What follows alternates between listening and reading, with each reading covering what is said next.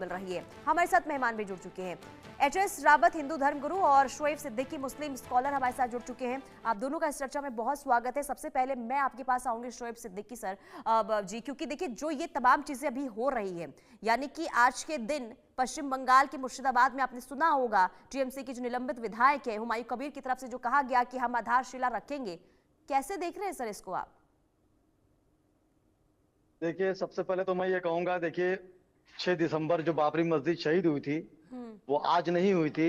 मेरा ख्याल 1992 में शहीद हुई थी। और मैं चैलेंज के साथ आपसे कह रहा हूं कि 1992 के बाद से आज तक 2025 तक अगर किसी आम मुसलमान ने बगावत की हो, कोर्ट के फैसले की, या कोई उंगली उठाई हो, या किसी तरह की 6 दिसंबर को नागहानी गुजरी हो, तो आप बता दी। चैलेंज के साथ कह रहा हूँ।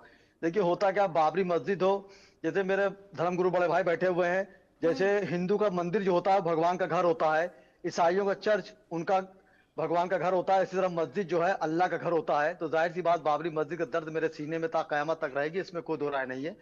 लेकिन जहां तक के 6 दिसंबर का मामला है, जाहिर सी बात है आज गम का दिन है मुसलमान के लिए, लेकिन मैं चैलेंज के साथ कह रहा हूं कि किसी एक मुसलमान को नागहानी पहुंचाए तो आप बताइएगा, सियासी लीडर छोड़कर। अब आप बंगाल में आ जाइए। बंगाल में जो हुमायूं साहब हैं, वो देखिए जो बाबरी मस्जिद का उन्होंने मामला रखा, उसमें देखिए सिर्फ और सिर्फ आप भी जान रहे, मैं भी जान रहा हूं, सिर्फ सियासत का मामला है। वो सिर्फ वो सियासत का स्टैंड है, क्योंकि वहां पे इलेक्शन अनकरीब है, आप भी जान रही हैं। अगले साल वहां पे इलेक्शन होना है। ममता बनर्जी के वो विधायक है, तो जाहिर सी बात उनको कोई ना कोई पीछे संरक्षण मिल रहा है। मैं समझता हूँ देखिए इस्लाम में यहाँ तक कर दिया गया है, नहीं कर तो दिया गया, लेकिन कम से कम अगर ममता बनर्जी बहुत स्ट्रिक्ट जानी जाती है, जैसे हमारे योगी जी यहाँ पे जाने जाते हैं, तो उनको कुछ ना कुछ कड़े फैसले लेना चाहिए। देखिए, मैं उसके खिलाफ नहीं बात कर रहा हूँ, लेकिन होता क्या है, अकबर जो बाबर थे, बाबर का नाम जो असली था जलालुद्दीन मोहम्मद था। तो जलालुद्दीन मोहम्मद के नाम से अगर कोई काम हो, तो मैं समझता हूँ कि तकरीबन आधा हिंदुस्तानी नहीं जानता होगा कि बाबर का असली नाम क्या था। तो उन्होंने बाबर नाम रख के, मैं समझता हूँ इस्लाम में एक चीज ये मैडम हमेशा आती है कि हमारे नबी ने जो पैगाम पहुंचाया है वो ये पहुंचाया है कि किसी को तकलीफ ना हो। अगर मैं समझता हूँ, और ये आप मान लीजिए, ये यहाँ पे कुछ नहीं है, सिर्फ और सिर्फ सियासी स्टैंड है, क्योंकि वहां पर इलेक्शन करीब है। लेकिन मेरी गुजारिश रहेगी बाबर साहब से कि इस तरह के मामले से बचा जाए, क्योंकि इस्लाम ने कभी किसी मजहब को या किसी को ठेस पहुंचाने की बात नहीं कही है। क्योंकि मेरे नबी ने भी फरमाया है कि जिस मुल्क में रहो उसकी वफादारी करो, और मुल्क की वफादारी आधा ईमान होती है। लेकिन यहाँ पर एक बात मैं और कहता चलूंगा कि अक्सर बात 6 दिसंबर आता है तो लोग मुसलमान को टारगेट ले लेते हैं। तो मैं कहता हूँ टारगेट ना लीजिए आप।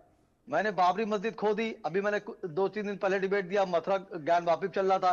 तो होता क्या, देखिए जो मुल्क में जो सुप्रीम कोर्ट है, जो कोर्टें होती हैं, वो बड़ा मंदिर होता है, उसका फैसला मैं समझता हूँ हर इंसान मानता है। और बाबरी मस्जिद मेरे हाथों से गई, मैंने उस कोर्ट को माना, क्योंकि वो कोर्ट का फैसला आस्था पे नहीं होता है, उस पे कागज पे होता है, लेकिन वो आस्था पे हुआ। आपकी आस्था थी, मुझे कोई दिक्कत नहीं थी, लेकिन बाबरी मस्जिद का दर्द मैं समझता हूँ शोएब सिद्दीकी के भी सीने में है, हर मुसलमान के भी सीने में रहेगा। लेकिन चूंकि सुप्रीम कोर्ट ने फैसला दिया था, मेरे सलाखों पर है। और हुमायूं साहब से मेरी गुजारिश है, देखिए जी जी जी बताएं। शोएब सिद्दीकी साहब, देखिए बाबरी मस्जिद बनाने का यहाँ पर उन्होंने कहा कि हम आधारशिला, कुछ भी हो जाए हम आधारशिला रखेंगे। अब मस्जिद बनाइए ना, बाबरी का जिक्र यहाँ पर क्यों हो रहा है? सवाल तो इसलिए उठ रहे हैं ना।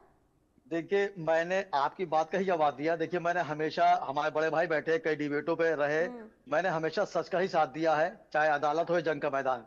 देखिए, होता क्या, मैंने बताया ना, बाबर का असली नाम जलालुद्दीन मोहम्मद है। अगर जलालुद्दीन मोहम्मद के नाम से बनाते तो मैं समझता हूँ कि बड़े भाई भी मेरे बैठे कोई आपत्ति ना होती। तो हमारे वहां जो इस्लाम, हमारे नबी जो इस्लाम उन्होंने फैलाया, उन्होंने इस चीज को गुरेज किया। जैसे अभी मैं आपके घर चला जाऊं और आपके बगैर इजाजत की नमाज पढ़ लूं, तो वो नमाज ही नहीं होगी। अब मैं जिद कर दूं कि मैं हिंदुस्तान में रहता हूं, मैं मैडम के घर गया हूं, मैं वहां नमाज पढ़ के रहूंगा, तो ये इसकी छुट्टी नहीं है।